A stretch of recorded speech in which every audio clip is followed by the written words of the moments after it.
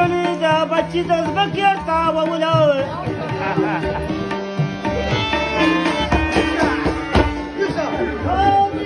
بار او چتول په براجال تلوای دغسې پرېږدوې او ټیکار مه غږو بس امیدا د مې کار دی که جنګ زما په کار یو نه کوم بل وعدنو او ستا موده چې تېرېدله باچا ښځه خو یې مړه شوه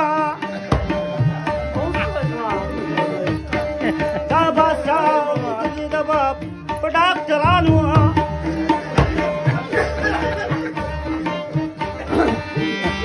ډاکټرانو ورته یو ښه بل وعدنو دا بادشاه شو ډېر زیات پرې مجبوره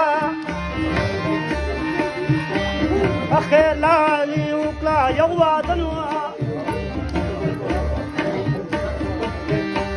کله چې راله دغه ښځه یې راوستله